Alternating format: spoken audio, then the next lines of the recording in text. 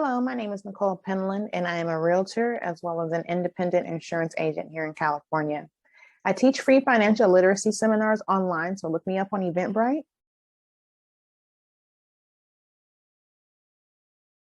I will give you this disclaimer now. There are more than one profile, so follow all of them because I have more than one license and I do separate my seminars by topic.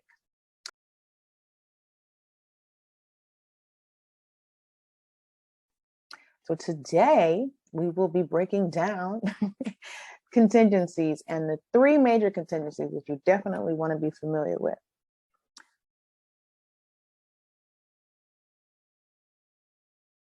So what are contingencies? They are the conditions written into the purchase agreement that can be included by both the buyer and the seller in their contract.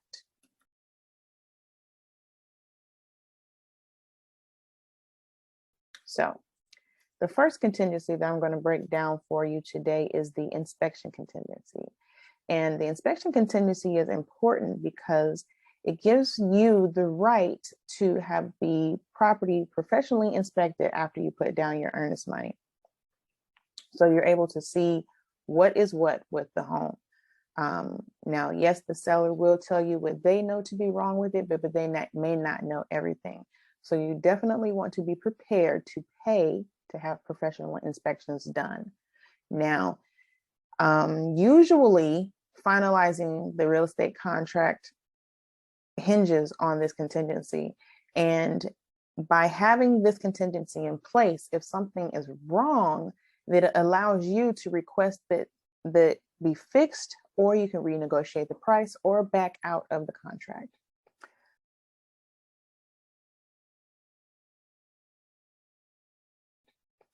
So it's not really advisable to waive this contract unless you have access funds to where you yourself would be prepared to make these improvements on the property.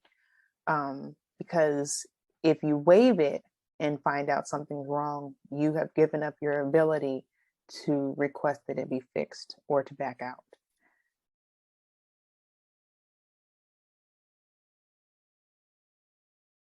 Contingency number 2 that we're going to talk about today is the appraisal contingency. And with that, when you are going to your lender to say, okay, this is the house I want to purchase, the lender hires a third party to evaluate the fair market value of the home. And in the event that the home appraises for less value than the sale price, the appraisal contingency allows you to back out of the deal. Now, a lot of times people in competitive markets are eager to drop this contingency, but it is not advised unless you have access to extra money so that you will pay that gap.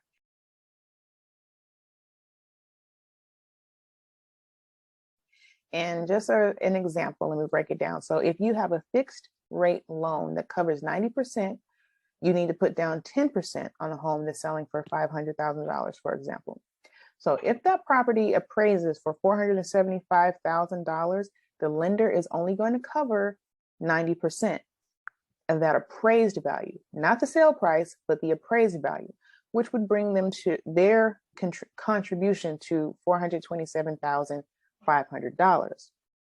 Now, in this case, instead of paying a $50,000 down payment, you would have to be prepared to pay a $72,500 payment. So unless you have access to extra money to cover the difference, it's not really advised to waive this contingency.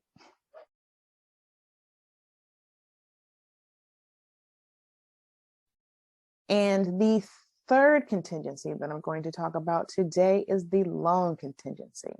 Now, with the loan contingency, it's very important because you do not want to sign a purchase agreement saying that you're going to buy a property without having the money to back it up. And by having this contingency in place, it protects you from getting into a real estate contract without a proper loan. Under this contingency, you have a specified period of time to obtain a loan that will cover the mortgage after the offer is accepted. And if you can't get a lender to commit to that, you have the right to walk away with your deposit.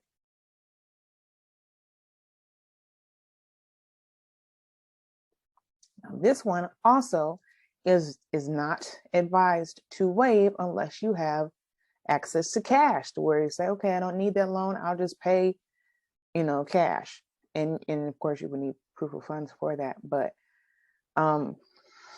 it's not advised to waive this contingency, because that means that if your mortgage lender delays or denies your loan after the seller accepts the offer and you don't have the money to back it up, you can lose your deposit in escrow.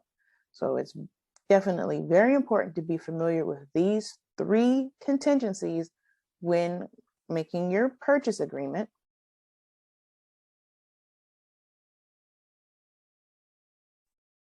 If you have any more questions in regard to contingencies or just insurance or real estate related, period, feel free to reach out to me. You can call me, email me, either is fine. Please, if you do like content like this, comment and let me know in the comments, and also let me know other videos that you may be interested in seeing I can put together for you, help answer questions, break things down, make them make sense. Please like, comment, and subscribe, and don't forget to hit the bell so that you can be notified as I post more videos. And look forward to seeing you guys in the next one, number 5, where we will talk about escrow.